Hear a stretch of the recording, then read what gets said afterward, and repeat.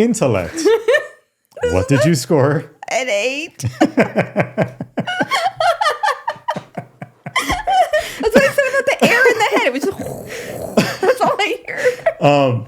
Well, fortunately for you, I scored an 11. You're slightly smarter. No, okay. Couple of dum-dums you guys are watching right now. Couple of dum-dums. Don't know why. Cheers, Mama. Cheers. Welcome back into the podcast studio. Just you and I. It's been a few weeks. How you feeling? Yeah, good. I feel like I'm home. I like it. Back home. Back in our little dungeon of a makeshift podcast studio. We're in our barn. Let me welcome all of you out there watching, listening. Thank you so much for being here once again. Do us a favor, double check to make sure that you are subscribed if you have been previously. If you're new here, consider subscribing, like, comment, you know the deal. Do all those things. We appreciate it. It helps us get really high quality guests for all of you out there. We are coming off of a trip where we had a couple of fantastic guests. The first of which was Willie Robertson from Duck Dynasty. We spoke to him. That episode is now out if you want to catch that. And then next week, we will be plugging in our second interview that we did over in Seattle with Bethany Hamilton. You might be familiar with her. She's from Hawaii, professional surfer, was attacked by a shark at the age of 13, lost her left arm. Incredibly inspirational guest to have. Honored to speak to her and Willie. So grateful to the both of them. But yeah, it was a good trip. Yeah, it was. It was a great trip, but it is good to be home. It's always, always good to come home. It really is. So what are we doing here today? So this is something we've been talking about for a while. So we're huge listeners to Dr. Jordan Peterson. He's got a lot of wise words. And so he put together this test, this understand myself test. It's a personality test. Yeah. And I highly recommend everybody take it. I think that Nevaeh took it, Kaimani took it. It tells you so much about yourself, things that you will hear, you will read things in the test that other people have told you about yourself, probably when they were mad at you, and that you're like, I am not like that. And then when you read it on here, you're like, oh no. That's spot on. So Dr. Jordan Peterson, he's all over the internet. If you aren't familiar with him, he's a clinical psychologist out of Canada. He's been a very outspoken advocate on many political issues. We are fans of him, like Melissa said, and he put out this questionnaire. How many questions were on this? I don't recall. It was a lot. I felt like it was like 100 questions. It was a lot, and it gives you a lot of feedback just on yourself, and you are encouraged to answer very honestly, which I feel like we both did, which is why we got such spot on results. Yeah. The test was developed by him and then a couple of additional doctors out there, Dr. Daniel Higgins and Dr. Robert Peel. I hope I'm saying that right. Forgive me, Dr. Peel or Pill or he's like, that's not my name. However Stop you saying properly pronounce your last name. So very insightful. We already took the test. We're going to spare you guys that portion of it. It was a very extensive questionnaire, like we said. But there are a couple of different aspects to this. So you get to learn not only about yourself, but there's also an option for married couples like ourselves where they analyze your compatibility. Can I say that? I mean, maybe. So I would say that if you're getting married or something like that, it might be a good idea to take this and then compare results. But at the same time, like we got some pretty clashing results. Like we would probably be like, maybe we shouldn't get married. We did. I kind of borderline hate myself a little bit based on these results. So let me preface this by saying, because I was joking with Melissa when we were reviewing all of our results, that I'm not a bad person. Right? I mean, we all have our faults, correct? Some of mine just may come across and maybe a little more blaring and abrasive than I would prefer, but it's the reality of the like situation. sandpaper. I am an imperfect work in progress, as so many of us are, and like I said, I have my faults. Let's review some of those. Before we jump in, though, let's go over some of the categories that this test gives you feedback on. Yeah. Again, wait, before we start this, again, I highly recommend after this, you guys all take this. It costs $10 or it's $19.99 for a couple. Like if you've been married for 40 years, take this and then read the results. It's so funny and it's so accurate. And I think it helps you to understand yourself for when you're, in an argument or something like that. Yes. You're like, oh yeah, I know this is confirmed about myself. And it helps you to understand your partner. I know many of these things about myself. It's just something I think sometimes I'd like to repress a lot of those blaring issues that I have when it comes to my personality. And I think a part of the explanation that is provided is that you kind of have a genetic predisposition to many of your character traits, So correct? it's not our fault we were born It's this not my way. fault. To quote the philosopher Lady Gaga, The great philosopher we Gaga. were both born this way. So the 5 categories in which they give you feedback are agreeableness, with subcategories of compassion and politeness. This is where I have some faults. Conscientiousness, industriousness, and orderliness being the subcategories to go along with conscientiousness, which is a really difficult word to say, especially when you're being recorded. Extraversion. Extraversion. Am I saying that correct? Like olive oil. No. Extraversion as opposed to introversion, which we are both massive introverts. Are we? Well, at least I am, for sure. The subcategories to those are enthusiasm and assertiveness, neuroticism, subcategories being withdrawal and volatility, and openness, with the subcategories being intellect, which was a hilarious one for the both of us, and aesthetics. I'm laughing because basically this just makes me sound like a naive idiot after I took this test. It's like I said, it's kind of, you come away from it, at least I did, kind of beating myself up a little bit. Like, what's wrong with you? Okay, I don't think the test necessarily makes you feel good about yourself, like anybody feel good about themselves. To be fair, it's it's an honest. honest assessment, and I will say that it is very accurate. It is not completely accurate. There were things within the feedback that we drew from taking this questionnaire that I actually did disagree with, but it was few and far between. I would say It's that because you're not agreeable. for the most part, as we were about to find out, for the most part, I will say that this was incredibly accurate, shockingly accurate. In fact, I think it kind of gave me feedback on at least for myself, that, like I said, I'm aware of, but it's so repressed that I guess in part, I kind of don't want to acknowledge it, but I find to be true if I am being open and honest with myself. I think it was helpful because there's things that I've told you about yourself or that you've told me about versa. myself Yes. where I'm like, he's so off on that. And then when you read it on here and then it's explained, you're like, you know, like you were right. It's literally like verbatim the things that you have said to me during a disagreement. Yeah. Or like after something that happened in public where like maybe I didn't stand up for myself and you'll be like, you're this and this and this. And then it will literally be like, you are this and this and this. I'm like, Isn't it interesting how you pick up on those little quirks in like inadvertently assessing your partner? You pick up on these personality traits and you do find fault. We find fault with each other, and nothing like incredibly crazy. We have disagreements, and I think a lot of that stems from the fact that we are different in a number of ways, but we also, as has been pointed out here on the podcast, I think you and I together as a package make for a very well-rounded force. You know what I mean? I think it's because we are so different in so many ways, but in just a couple of ways, we were very, very similar, but those are the things that worked for being similar.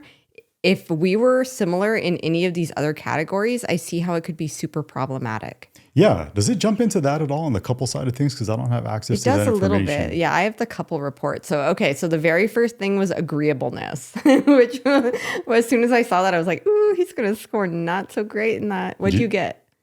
I got low agreeableness with a score of 20 out of 100. So I'm on the low end of the spectrum. Apparently, I'm not very agreeable.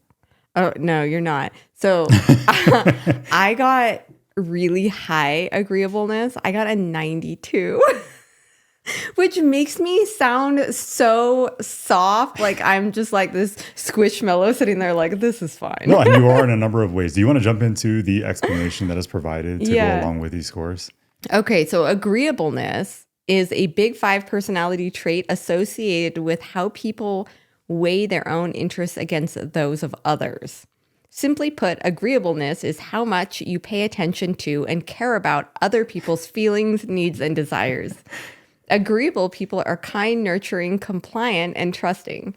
Disagreeable people are competitive, tough, blunt, and skeptical. Guilty as charged. All right. So I got a 92 and you got I got a 20, meaning that's 79 people. So in theory, if you were to put 100 people in a room together, randomly pulled, I would be less agreeable than 80 of them. In that 20th percentile range for agreeableness. Yeah. Which I'm okay with. And you'd only find 8 people more agreeable than me. We'd be standing at the back of the line letting everyone go. Here's the thing though, even I don't necessarily view like low scores in certain categories as necessarily being drawbacks. I No. mean, sure, I would love to say that I'm very agreeable, but that's again, me not being necessarily very honest with myself. I don't think that it's necessarily great for the leader of the family, the man of the family, to be super agreeable, because there's been so many times where it's been good that you're not. Yeah. Yeah, see, that's right. This is me being agreeable and wanting to make sure that your feelings are taken care of. Okay, how about on the couples end of things with the couples feedback? What did it have to say This about says you and I your together? partner is low in agreeableness. Okay, so it says that I am a sensitive, cooperative, trusting, and forgiving romantic partner. I like to avoid conflict. Yeah, so this also says that I can become very resentful because I will sacrifice a long-term success for short-term peace. Basically, I'm not going to pick a fight, and I'll just keep my mouth shut, and then I can get all pent up and grumpy. And then for me, okay, your partner is low in agreeableness. People who are low in agreeableness make blunt, skeptical, and honest partners. They are less swayed by the emotions of other people. They are competitive and are willing to engage in conflict to get what they want. They are skeptical of others and do not easily excuse or ignore misbehavior or error. I find that really funny because if we're in a situation where there's another party involved, whether it be a contractor or like a stranger we met or like somebody that was just being rude or whatever, like I'll be like, well, maybe they were just having a hard day. And then you'll be like, you'll always be like, no, stop excusing people's behavior. So there have been many recent examples of this. And I will say that, yeah, sure, we all have bad days, kind of like you're referencing now. However, for myself, I guess I take what I would apply to myself, extract that, and try to cast it upon other people, which isn't necessarily fair because we are all different.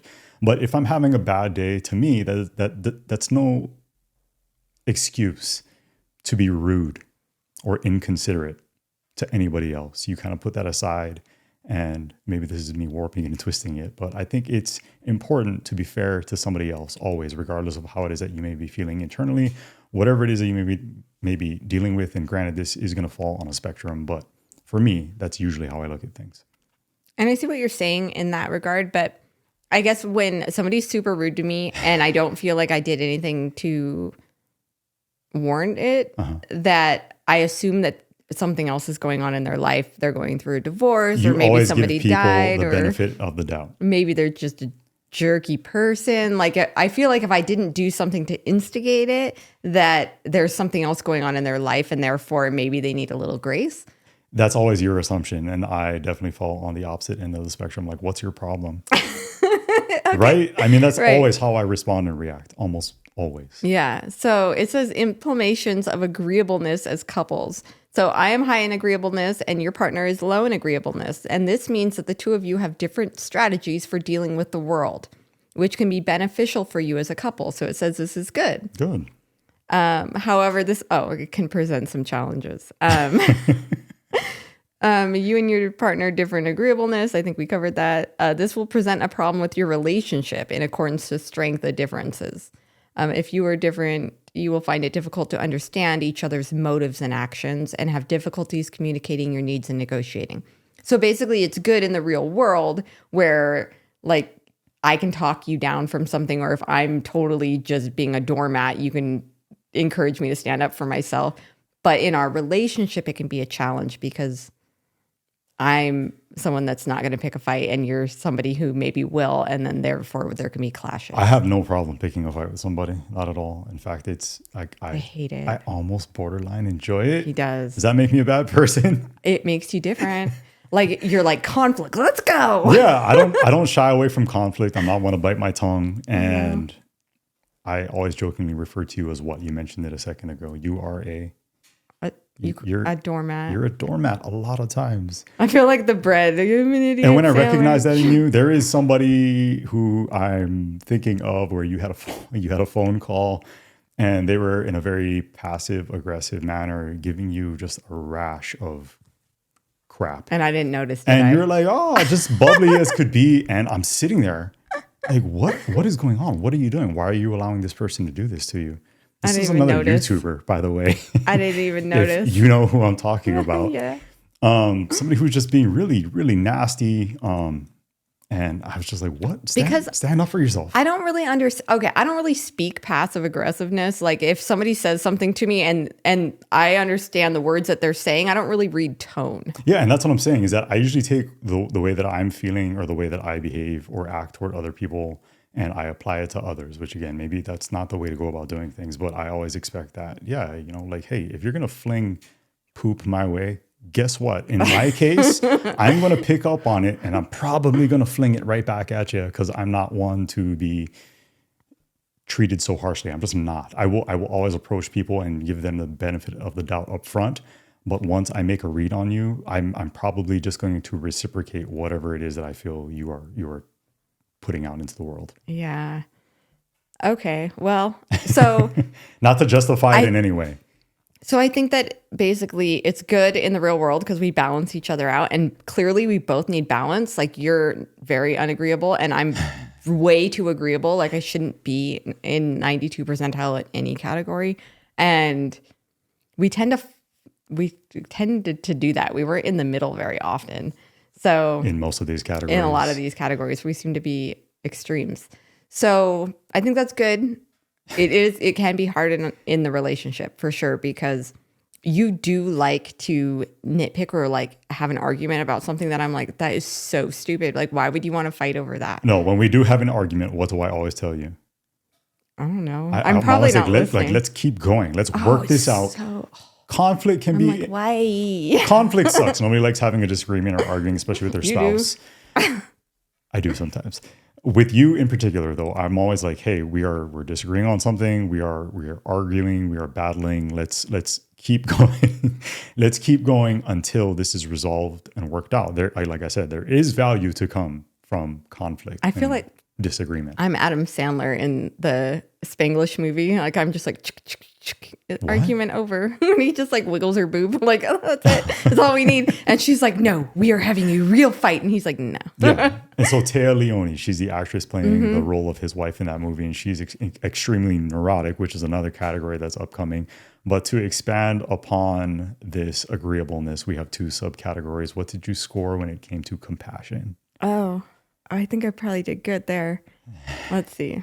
Oh my gosh, there's so many things with the agreeableness. Because what's good? There's no good or bad, right? This is really, like, we're not going to read all this. It's so long. Like, it'd take you an hour just to read your own report. A lot of really good feedback, though. Really good feedback. So compassion, I got 94.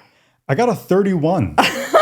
Moderately low. Apparently, I'm not very compassionate. And here's what I'll say. To expand upon this one in particular, is that my background is in law enforcement. There is a natural skepticism that develops when you do a career such as law enforcement, where you are lied to repeatedly every day by random strangers. And there is nothing that irks me more. What is the number one thing I always tell my kids? This has come up when we did our podcast with Nevaeh and Kaimani.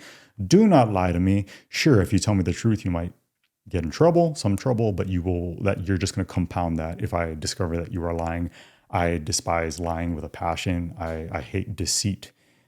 And maybe because of that, I lack a certain amount of compassion. I think a lot of the areas where I scored low, and many people would look at it as being a very negative thing, stems primarily from the fact that I spent so much time in a world where I had this natural skepticism, and it has definitely stuck with me. I feel like I have gotten better, but it's still there. I look at people constantly questioning what their ulterior motives are, even if it's completely non-existent, which you will very oftentimes be so quick to point out. Right. Like sometimes I think that you'll see malice, or you'll think that somebody's doing something against you. And that's not always when necessarily it's not. the case. Yeah. All right. So it says you are very high in the aspect of compassion. Me, not you. I am very high in the aspect of compassion. This means that you are very oriented towards the problems of other people and other living things, like all animals. And you won't be likely to push your partner psychologically or argue with him, because you will be concerned about causing him negative emotion. Yeah, I really don't like to fight with anybody I care about.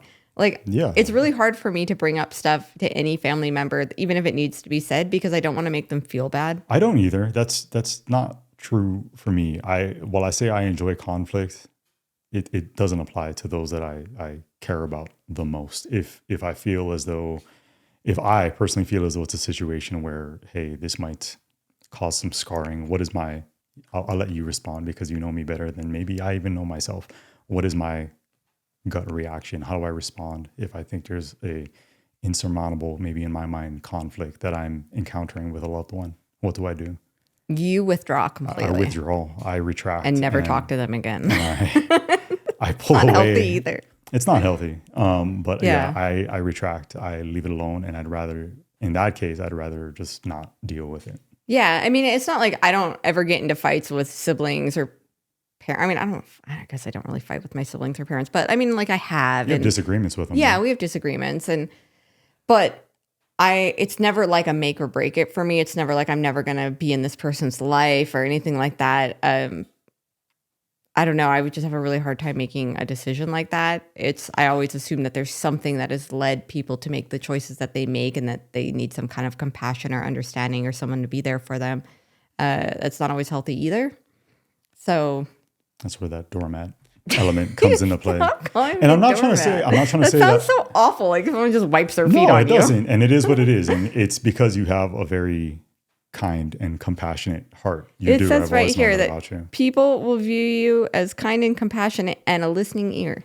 The problem with that is, and I've told this to you in the past, is that that's something that can be viewed by many who are predatory in the way that they go about things as being a vulnerability that can be exploited, and in which case you can be taken advantage of. And even when that's happening in the moment, you, given your kind and compassionate heart, aren't always really quick to pick up on it, which is where I usually step in and become the angry daddy bear and feel as though I need to protect and defend and stand up for my wife. So again, I feel like agreeableness and compassion being like so high literally makes me almost childlike, and I kind of hate that about myself. Like, how can I be so naive? You know, like do you think there are times where you are a little naive? Oh, yeah. No, of course. Like, if somebody says something to me, I have a really difficult time. Like, unless you're like an obvious,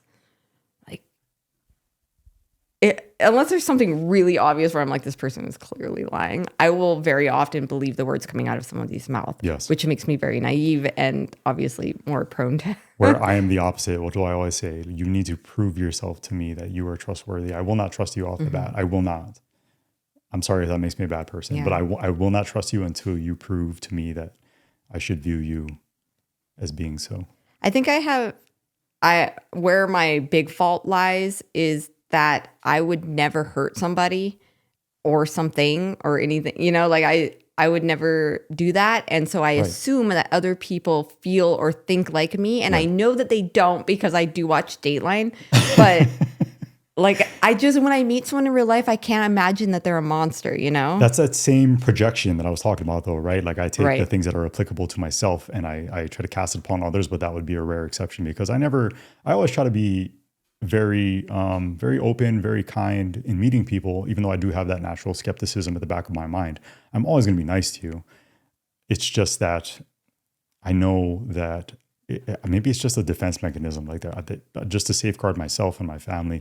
I always try to look for those ulterior motives in people and what it is that they're saying. I will analyze and overanalyze what someone's saying in the moment in a conversation, which isn't healthy. Now, this isn't always true of me, though. I will say this, like, I am skeptical of men wanting to be around children, particularly my children. And that's something that's always raised red flags. So I've always been super distrusting of men around my children. Not that I think that everyone's a predator or anything, but that definitely always has. I never want to put my children in a bad situation. I will be rude. I will say no, even if I think 99.9% chance that this person is a very awesome person and would never hurt my kid. I'm going to say no. I agree. And that's what I'm saying. I think it's a defense mechanism on my part. And I think this test, to go back for a second, I think this would be so interesting to give to a number of people involved actively or otherwise involved in law enforcement, people with history in law enforcement, because I think they'd get the same scores as you. It really starts to warp the way that you view people, and it's difficult to shut off. You are always looking for holes in people's stories and you're trying to pick up on that deception in the moment if you can. And like I said, it's just it's so deeply ingrained within me that even being out of law enforcement for nearly 5 years now, I still have it. I can't turn it off. It is what it is. Okay. Well, this says that I will be viewed as a listening ear. People will tell me things, which is funny because people do tell me things. Melissa has this incredible ability to just meet a random stranger, and within 5 minutes, they will be telling her things that most random people would never disclose to anyone. But you have this ability involuntarily to just draw it out of them, which has always been so amazing. I'm little? I think, you know what? That sounds crazy, but I do think stature is a part of that. It's, you're a tiny little female, you're a small female. And I think that makes it so easy for people to view you as not being a threat. And then in turn, they open up and spill the beans and tell you their life story and all of their personal insecurities and everything. It's amazing. Like, I think that a lot of it is stature, but I think a part of it too is that I do care. Like if somebody looks like they're having a bad day, I'm like, oh, what's wrong? Yeah. Like, and I think they believe me when I ask because I'm literally asking. Like I'm not saying it as just like, you mean it. I don't like that whole like, hey, how's your day? And then the only answer is good. Yeah. The like, small talk. Yeah. Right. No, tell me how your day is. You just say good because it's what you just utter instinctively when that's not necessarily the case. Okay. Politeness being another subcategory for me. We didn't talk about your lack of compassion, Jeremy. You want to expand on that? Go ahead. No, it's fine. I'm just joking. It actually isn't necessarily a bad thing. It says that we can help each other strike a balance between doing kind things for others and advocating on our own behalf. So basically, I teach you how to be more compassionate with other people, and you teach me how to advocate for myself and not be a doormat. What I hate about that is it sounds so bad and so negative. It's not. It means you're strong, and it's not good to be conflict averse. It's not good to be like me. This is one I had difficulty with because I do view myself as being extremely compassionate when it comes to certain people in certain circumstances. That being, well, you didn't get a 0, you got a 20 something. Yeah, but still, I think I have a tremendous amount of compassion for, again, we work with these families who are experiencing pediatric cancer, and I have a tremendous amount. I mean, I'm getting emotional even talking about it, referencing it, but I have a tremendous amount of compassion for these families because they're having to experience something that is no fault of their own. Right. So in situations like that, I have a tremendous amount of compassion for people when it's a situation where someone's dealing with tough circumstances as a result of really poor decision making. Right. I have much less compassion. Yeah. And you're compassionate with me. Like if I'm having a bad day or anything like that, you're always very like, what's wrong, mama? What's going on? Yeah. So it's case by case basis, I would say, for me, regardless. Politeness. Okay. Politeness. I didn't do that well in politeness, which is weird because I thought with agreeableness and everything, like I'd be really polite. What was your score? 58. I got a 16. Oh, 16, 1-6. That's really bad. 1-6, which again Never mind, my 58's great. It sounds so horrible. You are low in politeness. Politeness is an aspect of agreeableness. The other aspects of agreeableness is compassion. If you were, yada, yada. People who are low in politeness are not differential to authority, nor are they obedient, which actually I would say is very true and applicable to myself. They can be respectful, but only to people who clearly deserve and demand it. What do you think about that? I don't know about demand it. You're not very good with people demanding if you're demanding something from me, you're probably not going to get it. People who deserve it, I would agree. I think once, kind of like I said before, once you prove yourself as, it sounds horrible, but once you prove yourself as being worthy in my eyes to where I can trust you and I deem you to be a good person, I'm more than happy to be polite, but it takes a while sometimes for me to get there. Yeah. Okay. I don't feel so bad about my 58. I don't like admitting that, but it's true. This says that I can be obedient, that's weird. Differential to authority, but I can also challenge it. That's true.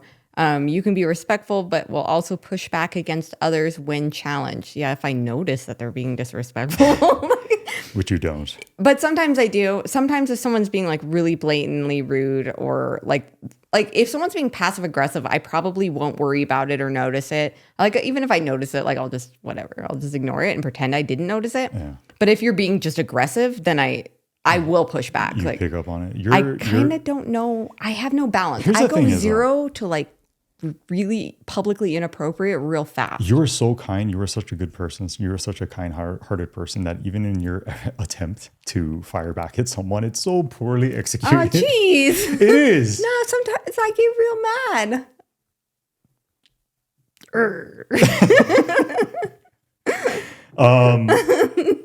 You know what's interesting about this is that they break this down politically to those who I'm a Democrat on here. Those who are on the liberal end of the spectrum score somewhat lower in politeness as opposed to conservatives, which was interesting. And then polite. To go back for a second to Democrats are more compassionate. Yeah, those who are liberal politically score somewhat higher in compassion than conservatives. That's fair. Would you agree with that?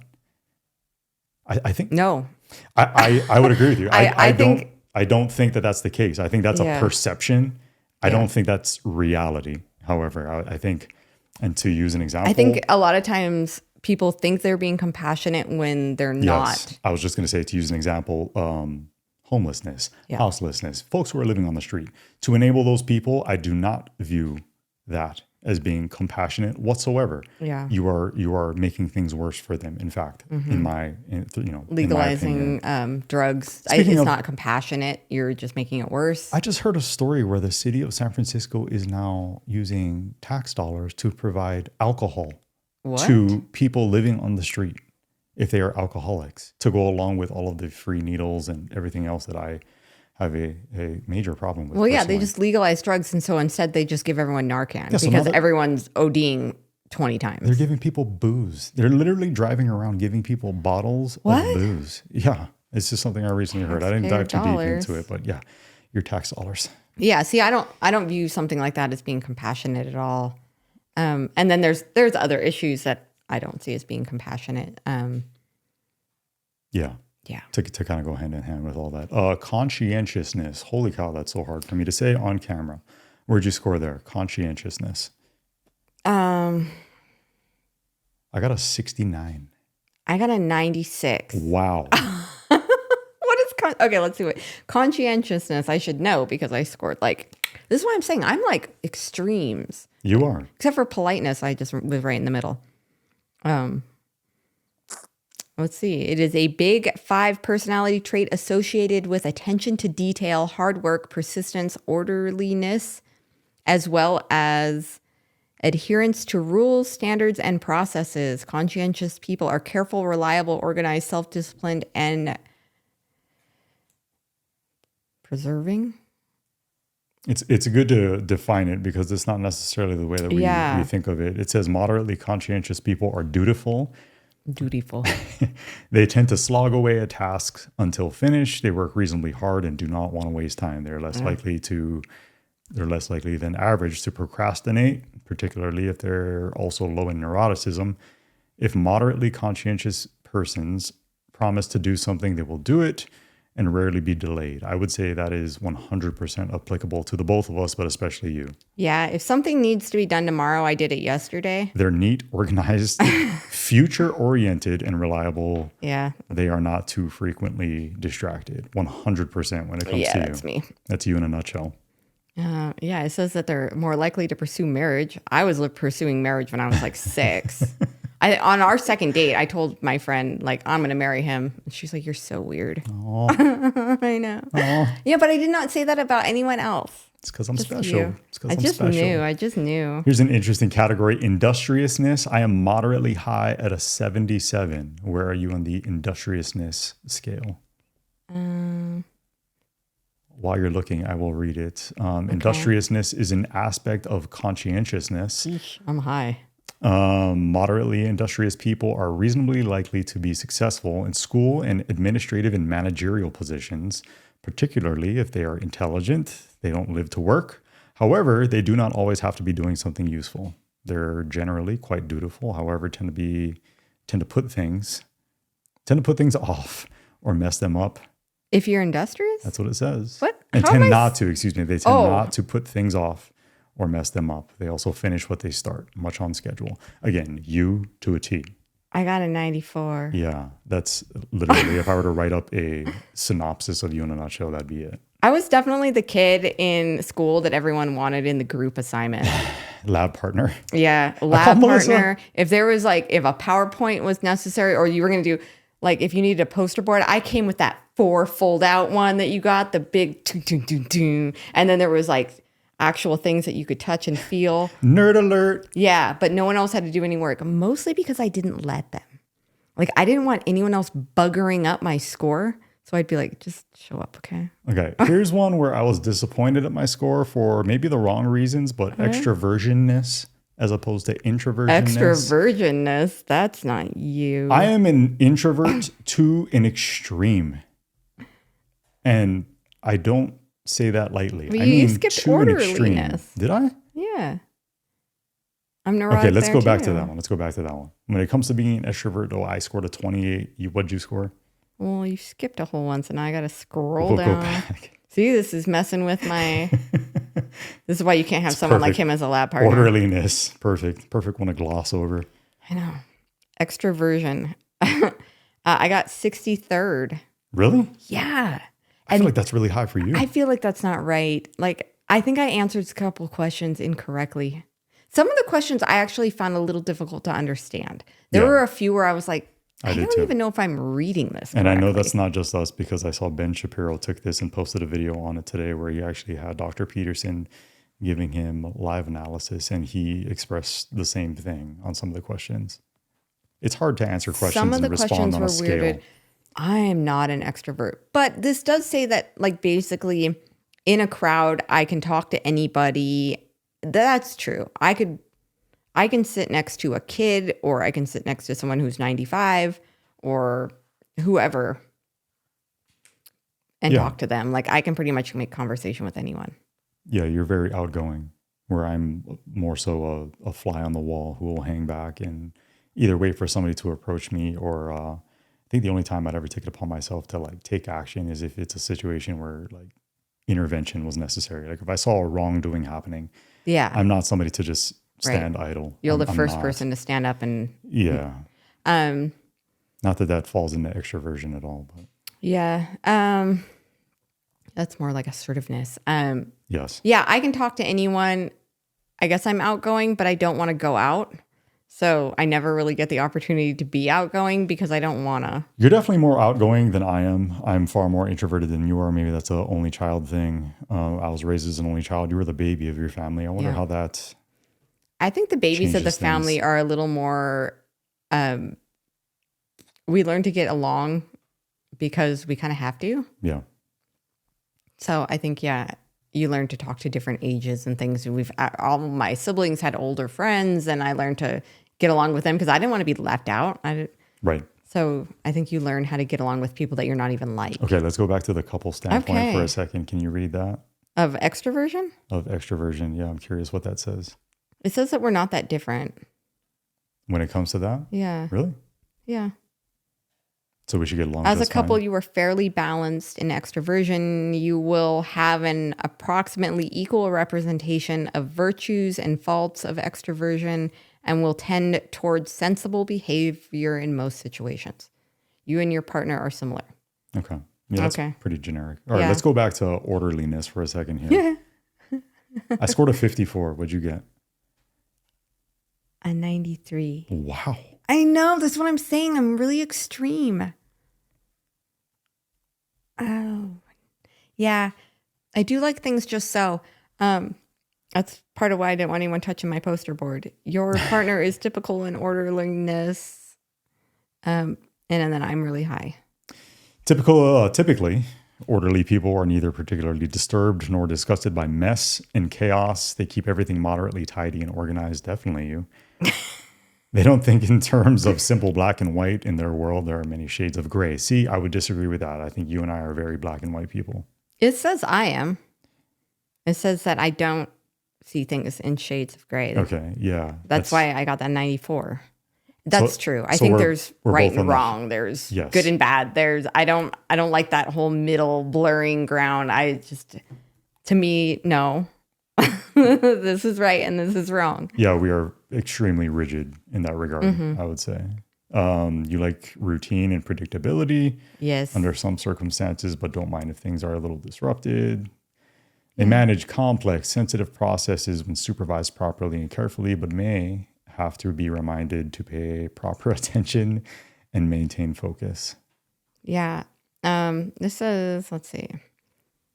Basically, you teach me to not be so rigid, and then I just have to relax. This basically says I need to relax. You're extremely rigid when it comes to like schedule things, or if things that fall outside of your control don't go exactly the way you would prefer, you definitely become chink in the chain.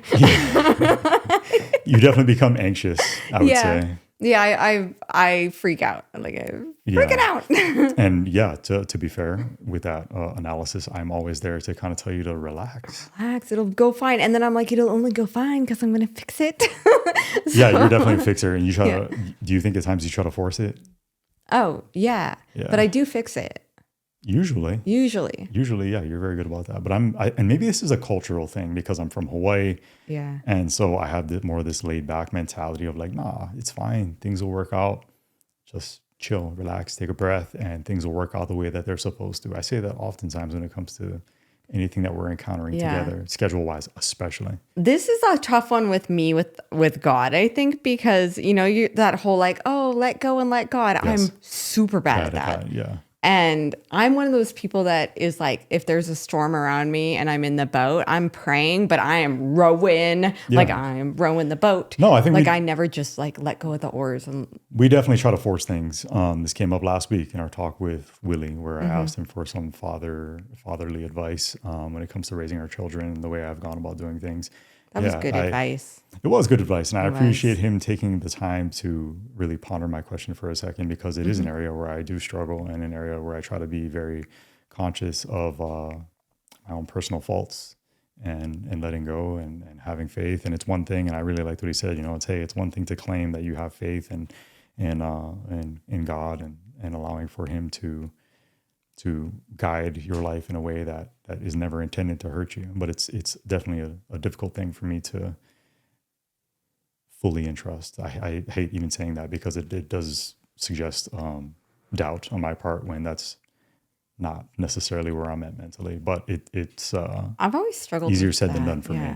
Yeah, me too. I've struggled with it a little bit too, because I don't know exactly what the expectation of God is in that way. Like I heard Dave Ramsey talking about it too, and he said he's a total like pray but row the boat kind of guy too. Yes. And so it was nice to hear like that I'm not the only person, because I also don't think that God wants you to pray and then do nothing. Right. I think that when you pray for something, when you want something, he's not going to necessarily give it to you. Yeah, earn it. But he might make a path clear, but you have to walk the path. And a great example is our leaning on our faith and coming out here, leaving all familiarity behind, leaving comfort behind, leaving everything that we had worked for up until that point behind, saying, no, I'm trusting you that there is better. And yeah, you're gonna make a path for us. You're gonna enable us to make it happen for ourselves. Yeah, like I guess I've never really liked the let go and let God saying, because I feel like God gives us a brain, and he gives us hands, and he gives us time and the ability to work hard, and he expects us to do so. So I don't think we're supposed to just pray and then sit on our keisters. I think we're supposed to pray for guidance and then get to work. So not to make this a theological discussion, but when you pray or you ask for something of God, do you view it more so as, hey, provide me with an opportunity? Yeah, I always say, show me like the way or the path. I never just expect it to fall in my lap. But then you always default to what it is that you can control at the same time, right? I mean, you don't. I do think I get in my own way, or I think I get in his way, because I think sometimes he'll be like, okay, I'm going to do this in my timing. And then I'm not the most patient person when I think that I can strong arm it. And so I think that That's such a ridiculous thought when it comes to. Like when I'm like, oh, I bet that this person has this connection or. But if you can't compete with the guidance of God. No. And I think it's different in different situations. So the podcast has been kind of a weird one for me, because we've been reaching out to people that are what I would assume unrealistic in some regards. Like I didn't think that Willie Robertson was going to sit down with us. Yeah. A lot of prayer went into that. A lot of prayer went into Bethany Hamilton, because when I saw these two people and I wanted to talk to them, it was like, okay, God, like, I need you to help us find the right connections to reach these people. I never prayed that their hearts would want to do it or anything like that. I never want, God doesn't manipulate the hearts and minds of people. He's not going to be like, Bethany's going to be excited about this. Like, that's not how that works. All I wanted was a connection to be able to ask them. Yeah. And I was totally okay with a no. Yeah. Because a no meant like, okay, we reached them and they said no, and that's cool.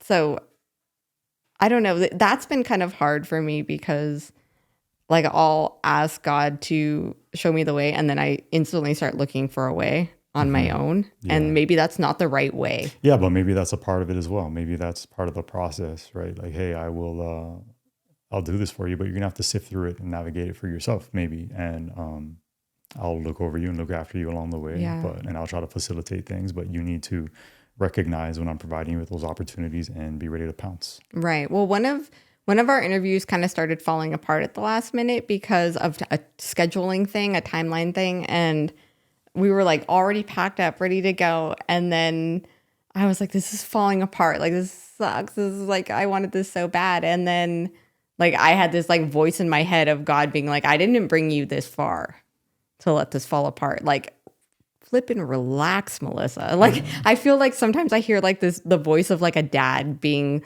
like, relax. I'm like, I got this. Yeah, and then it did all come together and he was right. And I was being me. I was being the poster board hog. Okay, let's move this along. Okay. Enthusiasm, I ranked extremely low. I think this is my lowest.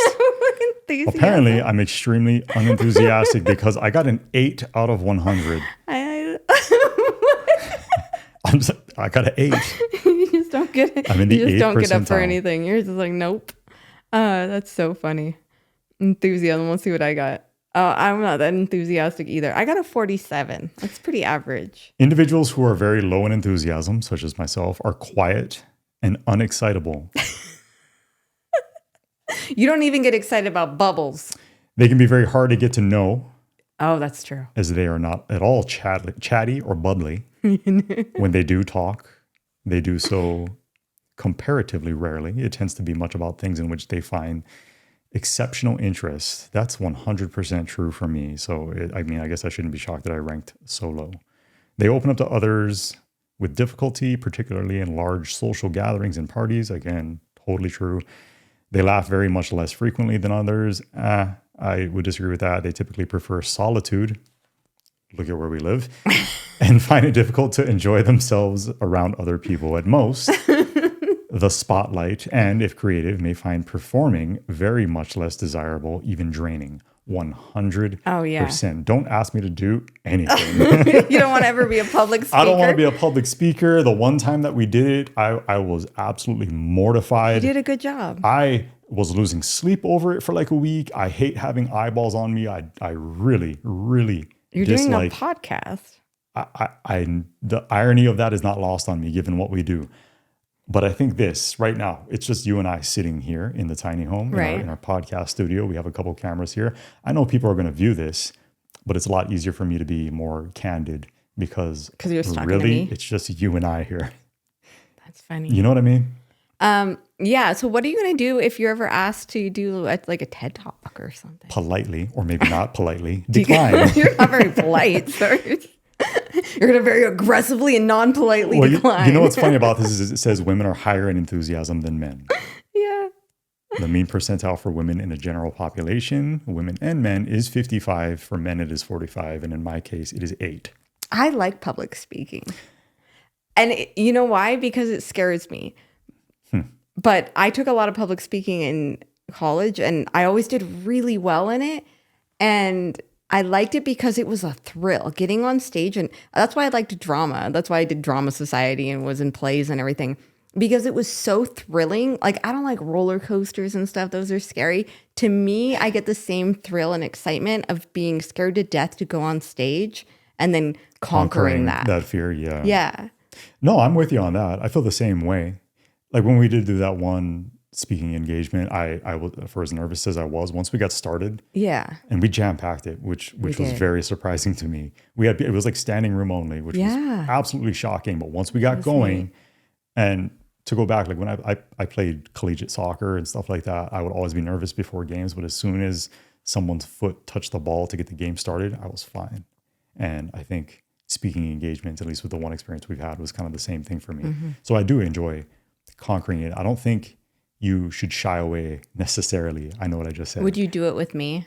I would feel 1,000 times better doing it with you than I would if I were to do it on my own. But what I was saying was I don't think it's good or healthy to shy away from things that you find to be intimidating. I think that's one of the most critical aspects of living a very solid and fulfilled life, is to take on those challenges and make your best efforts to try and conquer them, like you said, but it's still very intimidating. Yeah. Assertiveness. Go ahead. What'd you get? I did really well, which is surprising. Hold on. There's no well or unwell here. I feel like if you're not assertive, that sort of sucks. What'd you get? I got a 73. You got a 70? How did you score higher than me in assertiveness?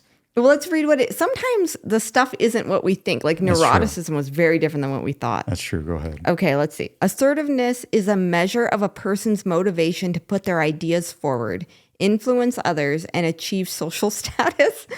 Oh, yeah, that's why you did bad. I mean, that's assertiveness, though. I don't care about social status, but that's why you scored low. I didn't score low. Because you don't care about influencing others or putting your ideas forward. I don't, which is why maybe I hate the term influencer so much. I got a 63.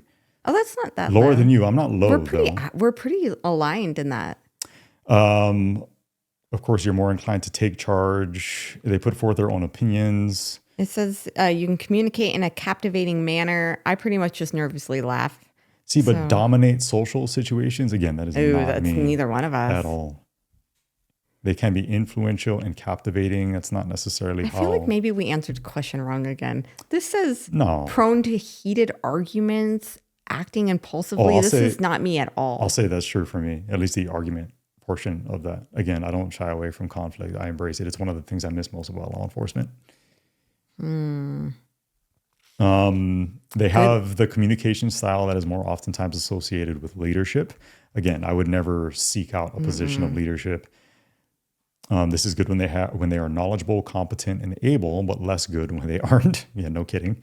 Moderately assertive people tend to be more action-oriented, which I would say is true for the both of us. They are less likely to wait for others and tend to lead the way. Yeah, again, I'd say that's true. I've become incredibly frustrated working in any kind of a group setting like I did in law enforcement, where I view a situation as like, hey, like, let's go. Why are we sitting here discussing this? Yeah, I'd say that's true for me and for the both of us. Says tends not to be particularly impulsive, tends not to act without thinking. Yeah, I think that's probably all good. So anyway. Do you think I'm impulsive? Would you consider me impulsive? I think, no. Yeah, me neither. Not at all. I don't think either one of us are impulsive. Like, I'm definitely more of a risk taker, but not in an impulsive way. Yeah. I'm a risk taker in a very calculated, planned out. Yes. I have a plan A, B, C, D to Z. Like leaving our old life behind and starting there anew. Were plans. Yes. Neuroticism. Okay, neuroticism. Which has a very negative connotation. So read the definition, because my initial reaction to my score was like, wait, hold on a second, what? But and I thought I'd be really neurotic because of all those other things. Like when people say she's neurotic or he's neurotic, like you think of someone that's cleaning a keyboard with a Q-tip. Yes, exactly. But that's not what it means. Right. So neuroticism is a big 5 personality trait associated with a person's, let's see. Wait, I totally lost the line that I was on. Basically, let's see. How you feel towards negative emotion versus emotional stability. Simply put, neuroticism is a measure of your sensitivity to negative emotions, such as pain, guilt, shame, sadness, irritability, defensive anger, fear, and anxiety. People who are high in neuroticism are prone to negative emotions. They frequently feel unhappy, anxious, and irritable. They may be less resilient when faced with problems in life. In the context of a romantic relationship, neurotic partners may be overly concerned about the possibility of a negative outcome, such as breaking up, cheating, or being rejected. So you're a worrier. Yeah, and you think that the worst is going to happen. Would you say that that's true for me? I think that a lot of times you think that you can kind of be a cup is half empty kind of guy. Because I think that that's definitely more applicable to me than to you. In fact, the one sentence in this summary that kind of bummed me out is, They have substantially lower than average levels of self-esteem, particularly when it comes, particularly when they are also low in extraversion, which I was. Do you have a bad self-esteem? I think I do a lot of time. Yeah. Again, it's not something I'm proud of, but if I'm being honest, yeah, I think, I've stated it here on the podcast. I always feel as though I could be doing more, kind of like that I'm never enough. I don't know what that stems from, but yeah, this is definitely one of, I'd say, my biggest hurdles as an individual, and you knowing me as well as you do, I think it's hard to argue that. Yeah, I've noticed that from the minute I met you, basically. Like if one little thing would go wrong, I'm going to tell like one story here. Okay. So when I was pregnant with Nevaeh, and then we didn't have very much money, obviously, and you were trying to get hired as a police officer, you flew to Washington State to take a public safety course. From Vegas. From Las Vegas. I was really pregnant. We didn't have any money. So like you flying was a big deal. It was I had to pay to take the test. Big expenditure. Yes. You had to pay to take the test. And then you went to see your grandfather because he was very close to passing away. So you got the days mixed up on the test. Mm-hmm. And you went and saw your grandfather like days before he died. And you missed the test. Yeah. And the next morning, you realized that you had missed the test, that you had swapped the days. Yeah. And so you called me and you were crying so like out of control. You were like, I really messed up. And I thought like, I was so big and pregnant. I thought this man cheated on me because you were like, I'm so sorry. Please forgive me. And I was like, I'm going to burn his truck. Mm. And then you were like, I missed the test. And I was like, and like everything in my head went like that, like the record screech. And I'm like, you missed the test? That was a weird situation though, because I was like, so what? So I was 22 years old. I'm about to be a first-time father, completely ill-equipped to be taking that on at the stage of life that we were in. And I felt a lot of pressure. I put a lot of pressure on myself just to be a good provider as a father and as your significant other at the time, not your husband. I always, in every circumstance, put a tremendous amount of pressure on myself. I always do. And because of that, as I always inevitably never live up to that standard, I always feel like I let myself down. I feel like I let the people who rely upon me down, and I always beat myself up for it. Always. Another good example of that is when I was testing for a federal law enforcement position, and I went and took the written test, and it was a really difficult test. And I immediately told you like that did not go well. I screwed us. I bombed that test. I did not do well at all. You were like, I ruined our future. Felt really guilty about it. Again, beat myself up over it. And then got the results back and I got a 88, I think. Yeah. So not only was it, and I ended up scoring really high based on the spectrum of results with other candidates and stuff. And it was kind of a smack of reality. Like, hey, why are you always so down on yourself? Yeah. Where does this come from? I don't know why I feel this way, and I don't want to get all psychological about it. But I do. I have a tendency to be an extreme worrier. I worry about everything. Our oldest daughter is not here right now. From the moment she leaves, every time she leaves, I am so worried that something bad is going to happen and I'm not going to be there to intervene or take care of it or keep her safe. I'm like to an extremely unhealthy extent. Another common trend of many discussions that we've had here on the podcast, but I'm a worrier. And maybe you have your own thoughts and opinions on why it is that I'm that way. I have my own theories, but it's again, it's something I need to work on. Yeah, I don't know. I think like a lot of times people just kind of are who they are. You've always been someone that's been really hard on yourself, or that you'll take just the tiniest little thing. Like it would take the tiniest little thing going wrong to where you're like, I'm not a good provider. I'm not a good husband. I'm not a good father. And I'm like, whoa, where did you get that from this? Like, how did you go from this to this? I kind of have a tendency to just kind of go off the deep end. Yeah. Like when you said you missed that test, I was just like, is that it? Like, that's what you're upset about? And I was like, well, hold on, let me call the lady. And I called her and she's like, oh, bummer, you missed it. Okay, we'll just reschedule them for next time. Yeah, but like you said, like, no big deal. At the time, it was a big deal at the time. And when there are a lot of underlying stresses that are occurring, little situations like that have a tendency to kind of compound themselves for me. And I don't know, it's a slippery slope. All it takes is like, I'm on a hair trigger with a lot of these things. And so when something doesn't go the way I I hoped or was planned in this case. I just kind of You're neurotic. I'm extremely neurotic. Okay, so I thought I was neurotic, but apparently I'm not. It says your partner is high in neuroticism. People who are high in neuroticism are more likely to think that things have gone wrong in the past, are going to go wrong now, There you go. and will continue to go wrong into the future. Jesus. Yeah. They are also more likely to be unhappy, anxious, and irritable when thinking that way, and tend to be less resilient when faced with problems in life.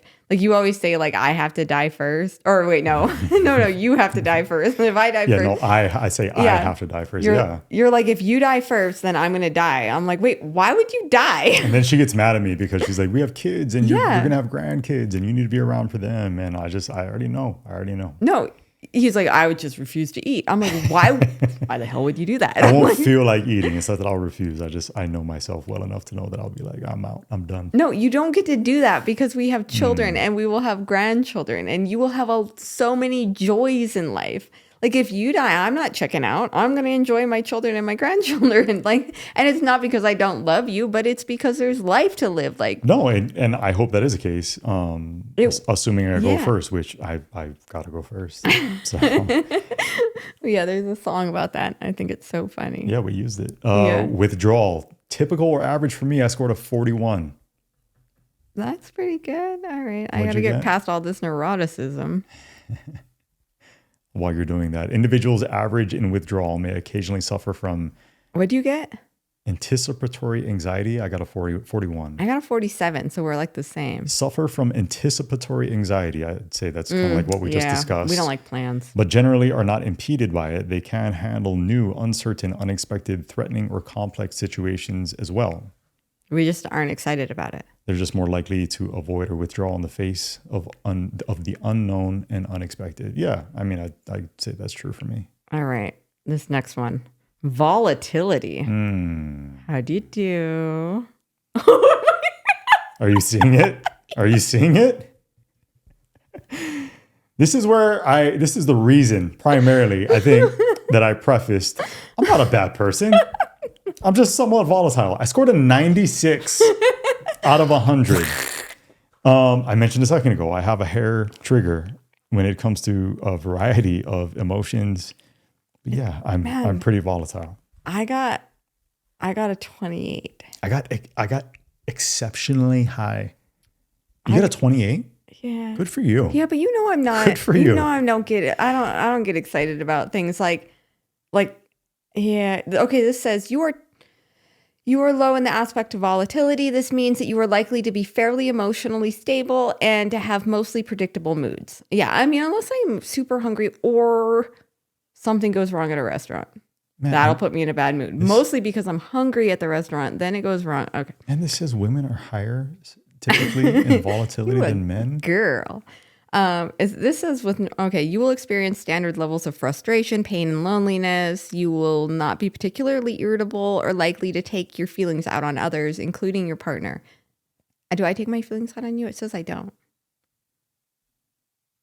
Sometimes, I can be grumpy. It says sometimes you can, but it says that it's normal. I would say for the most part, you're much more level-headed than I am. And part of that volatility kind of goes hand in hand with some of the things we've already referenced, right? Yeah, like if I hear somebody being rude to you, I'm like, not my wife. Yeah. It says you may lose your composure. This is about me. I may lose my composure or lash out at my partner occasionally, but not often, and usually in response to them being volatile. Yes, that's true. There's been a few times where I'm super quiet and then all of a sudden I just fly off because I've just had it, but it's in a response. It's always in response. I'm not somebody that starts the fighting, but there can be a point where I'm really quiet and then all of a sudden I just get you blow up. Yep. It's pent up. What does it say about me? I'm afraid to even ask. Oh but my what does gosh. It say about Your me? partner is very high. It's bolded in volatility. Your partner puts them at the 96th percentile for volatility. If your partner was, we get it. Okay, your partner is very high. People who are high in volatility tend to vary a lot in their mood. Is that true? Yes. They can be extremely irritable, reacting strongly to disappointment, frustration, pain, and the threat of social isolation. They can lash out and are relatively easily annoyed. You are easily annoyed. They are far more likely to act out or verbally express their frustration, disappointment, and irritability. They can be stirred up and upset, and once angry or irritated, take a much longer than average time to calm down. They can be very argumentative, lose their composure. They can be proactive in a dispute, particularly if they are also low in agreeableness. They may be particularly sensitive to seemingly harmless comments and actions, and may be prone to negative interpretations of their partner's or family's behavior. Holy cow. Ding, ding, ding, ding, ding. Okay. This is something that you and I have talked about, which is kind of weird to talk about publicly, but let's just get into it. There are times where I will say something to you that literally had no ill intent. Like it'll be like something in passing. Like I'll be like, do you brush your hair different or something like that? And you'll be like, I'm balding, Melissa. Yeah, I'm trying to hide my bald spots, okay? Yeah. So, and then you'll be like, I know what you meant by that. I know what you meant by that. I'm like, I didn't mean nothing by it. Like I literally, there was no thought in it. I was thinking popcorn, going to the popcorn. And you'll be like, no, I know that there was hidden meaning in that. Like sometimes you'll think there's hidden meaning when I literally have nothing going on up here. Like, so look, all right, look. Air. This is not something I'm very proud of. Okay? It's not. I love you for who you are. I am what I am. Yeah. And I want to say that I don't necessarily think that this is a bad thing. Okay. I want to hear it. I'm going to wiggle my way out of this one and say that. It's very high. It's bolded. Again, I don't know. I suck. No, I don't know. this is not going to help your self-esteem. There's no excuse. No, Dang it, Jordan Peterson, you're not helping. Yeah, I can be very emotionally volatile. It's not always anger, even. I think volatility would speak to any one of the run the gamut of human emotion, whether it be sadness. We've already provided examples of that. I refuse to eat. I don't know. I'm wired the way that I'm wired. And like I told you earlier when we were reviewing this, this is a really difficult one for me to try to be conscious of and improve upon, because I'm just wired the way that I'm wired. And I think even genetically, it says not that to point it's the genetic. finger to my parentals, but Both sides. I would definitely say that I'm very predisposed to being extremely volatile. I come from a super passive family. Okay. Let's move on, shall we? No, there's stuff. It says implications of volatility as a couple. I think that there's a lot of men or women that are volatile, and people need to know, okay. It says, because I am low in volatility, my moods will vary approximately in an average way. Because your partner is high in volatility, he is likely to vary more than average in his mood. You will be, we are not emotionally stable in the same way. So you are much less prone to irritability, while your partner is very prone to this. Yeah. Your partner will feel significantly higher levels of frustration, pain, and disappointment. And you will feel these emotions with average frequency and intensity. Your partner will take these feelings out on you. Whoa. That's what it says. You will be less likely than your partner to act out in response. Your partner's volatility may encourage volatility in you, however, if you are not careful. You may be prone to heated arguments, especially if one or both of you is high assertiveness or low agreeableness. Lucky for you, I'm not assertive and I'm very agreeable. So you essentially married the perfect person for you. Like, I'm very agreeable, I'm not assertive, and I'm not volatile. So I'm all the things that it says that you can't deal with. You know what? Despite all this, we do get along exceptionally well. This is why. It's not despite, it's because. I think to be fair, and not to toot our own horn, but I think you and I as a married couple are kind of the exception. I think we do very well together as a package. Not to draw comparisons, but I do. And there have been a lot of people to point that out. Like we get along exceptionally well despite my volatility. Openness. Well, I think it's good. I'm trying to move us along here. Openness. Yeah. Okay. What'd you score? I didn't do very well. There's no well or Yeah, unwell. no, I think there is. No. Like you didn't do well in volatility. What'd you get? 23. 23. I got a 30, which I find surprising that I got a higher score than you. Oh no, I'm not very open to new things. That's what it is. It's about let's see. I am low in openness. People with moderately low levels of openness tend to be more conventional, conservative people. Interesting.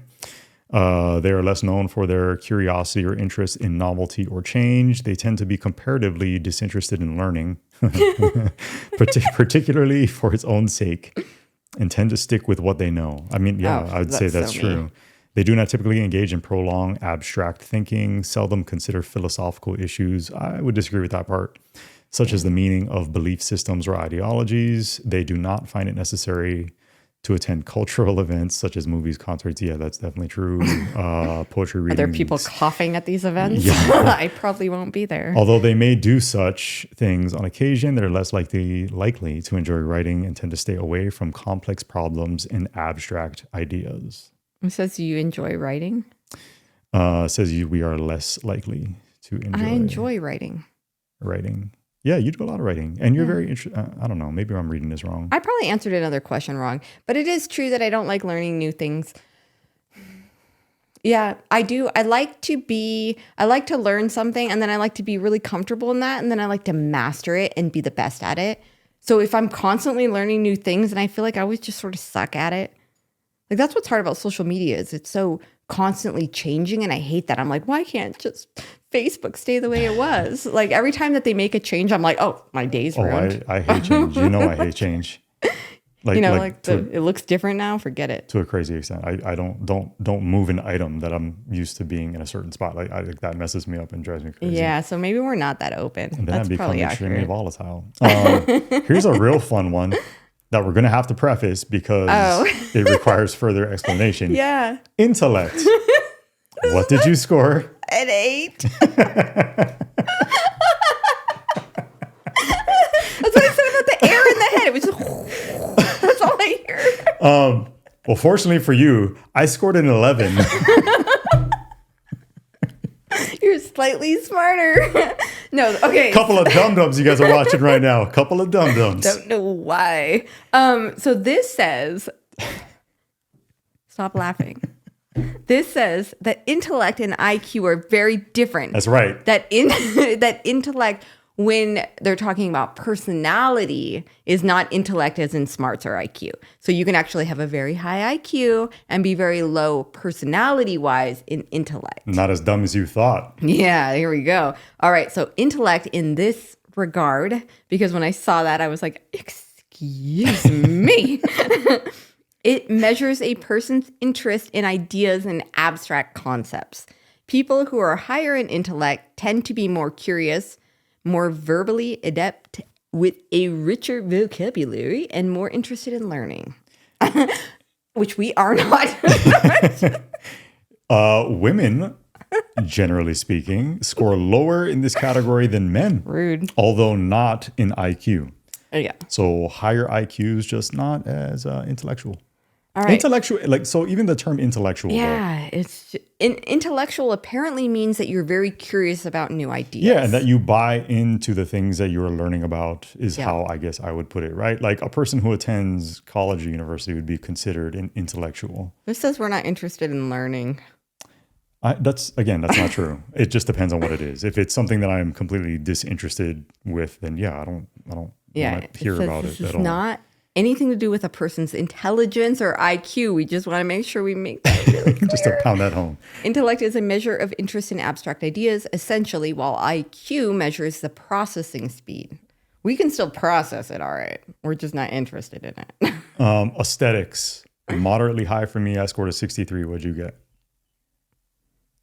Aesthetics. What's that even mean? I will read it in a second. All right. What do they mean? Like aesthetics, I think about decorating. Yeah, I mean, somewhat. So in the original Big Five aspect scale model, the openness factor was entitled openness to experience, and its aspects were called intellect and openness. For the sake of clarity, we have deviated from this and used openness or openness to experience to refer to the factor level trait, and intellect and aesthetics to refer to its aspects. Generally speaking, a person's aesthetics score reflects their creativity.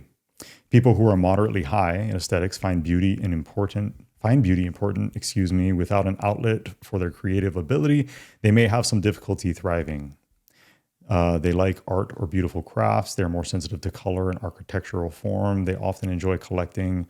They're comparatively imaginative and may daydream and reflect on many things. They enjoy music, perhaps more than one genre, and maybe somewhat musical or artistic themselves. They can find themselves immersed in a book, a movie, or in their own thoughts. So aesthetics means you're like artsy. I got a 57. I just got average. You're artsy and creative. So I don't know how I scored higher than you on that, because I would say you were far more aesthetic than I am. Yeah, I always thought I was pretty artsy. You're extremely artsy, and I'm extremely not. I enjoy being like a consumer, kind of like they're describing here, of things that are like very aesthetically pleasing. I like form. I love pruning trees. I like branch structure. I like designing our home. I like doing stuff like that. I can appreciate music. I can be moved to emotion with music or a film, a video, name it. So, I guess I have an appreciation for it. I'm just not very good at it. Well, it says we're very aligned in this way. So it says that we can both appreciate it, but that it's not going to be central in our lives. Like, we're probably not going to travel to Paris to go walk around museums. I wouldn't be opposed to it. And I would have an appreciation for it. Again, it's not. Me too, but I don't know that would be like the dream. It's not my dream day by any means, but I mean, if you're there, like if we were to ever hypothetically travel to Italy, it's on our dream list of trips to take as a family. I'm going to Italy to eat. I would love to go to the Vatican and take in all of that beautiful imagery and eat, especially even with food, right? I think that would probably fall in the same category. Like, I have a total appreciation for food, fine dining, people who have the ability to cook amazing meals and use different flavors and all that kind of stuff. I love that kind of stuff. I just can't. Again, I'm incapable of doing it myself. Yeah. Well, okay. That's kind of a weird way to. So that's the last category. If you want to take this test for yourself, we failed to mention you should do it. It's so good. I would highly encourage it. $10. It's cheap. It's fun. It's great feedback. I want to do what Ben Shapiro did. I want to sit there and have Jordan Peterson explain it. That'd be so cool. What do you think she'd say to us, man, with your volatility? You'd be afraid. Yeah, I would be afraid. It's not. I don't know. That'd be an amazing experience to get direct feedback and to be able to have him to expand upon a lot of these things, since he did come up with this criteria. Yeah. I have a huge respect and admiration for him. He's an incredibly intelligent guy. It'd be extremely, extremely intimidating, but it gives you such feedback. It's understandingmyself.com. And again, highly encourage it. It's good to know about yourself. And I think, I think it helps. I think it helps partners that are trying to, everybody has struggles in their marriages, not, and I don't mean that in a way like, oh, marriage is hard, because for us, marriage isn't hard. Marriage is an awesome thing that is the highlight of our lives. But whoa. No. I'm just joking. You are lucky to have me. It says I'm the only person on this planet that you can get along with. Now who's being volatile? This is what I'm talking about. It gets pent up and then it just bubbles out. So, no, I think it's invaluable information. And I think it's helpful. For me, being as self-actualized and self-aware as possible is a massive day-to-day goal, especially given what we do. And it's a never-ending pursuit. And I feel like you can never fully understand yourself, but it's so interesting to dive into it and to recognize and appreciate these massive flaws and faults that each of us have as individuals and try to improve upon them. I think it's so important. And so this is great feedback. This is a great place to start. We already had a discussion about trying to improve in certain aspects and areas in our life. So. Yep, I think it's great. And I think it's very, very common for us to hear from the person who's closest to us. The people that are closest to you hurt you the deepest because you care the most about what they think. Yes. And so when you say something about my personality, I instantly become defensive because I don't want it to be true. So I will instantly defend myself, and you do the exact same thing. And I think that is true of everybody. It is such a rare gem of a puppy person that you can say, you're this way, and them to go, you're right. Yeah. And I'm going to work on it. Like, that's really hard to do. And in the heat of an argument, it's probably not going to happen. And if you expect that, like, you've been watching too much Hallmark. So know that when you say something to somebody, their natural instinct is to defend themselves. Become defensive, yes. And when you hear something from somebody, even if you've become defensive, like I have many, many times, when I read it on here, and it's the exact same thing that you told me and that my ex-boyfriend told me and that my parents told me and that my friends have told me, I may have dismissed it with those people, but then when you read it on here, you're like, yeah, it's true. It's what they all said. It's true. And we all have our faults, and I don't think anyone should beat themselves up over it, even though I'm tempted to, because Don't you do it. It's genetic. It's genetic and it's not your fault. No, but it's just really interesting to learn these things from an outsider perspective who's never even met you, just based on this questionnaire and honest responses that you provide. It's very interesting. So highly encourage all of you out there to take it if you are a follower or just a fan of Dr. Jordan Peterson, as we are. I think it'll be a great experience for you. We are in no way affiliated with any of this. No, this is not a sponsor or anything. We just literally took it because we've been hearing about it, and it was... If you're curious, check it out. It's a lot of fun. It was real. It was. All right. Let's wind this down. What do you got? Do better, both of us? That was a total trick question. I didn't know. What do you mean? No, so we'll have that Bethany Hamilton video podcast episode coming out next week here on this channel. And then we're back up and running on Good Simple Living. We took the week off last week because it was Melissa's birthday. Happy birthday once again, Mama. Thanks. And Kaimani's birthday as well. So family first. We set things aside for a week and we had a great time. It was a great week. Did. Yep. All right. So love and appreciate you guys being here. We will catch you next week. Until then, you guys take care. God bless. We'll see you then.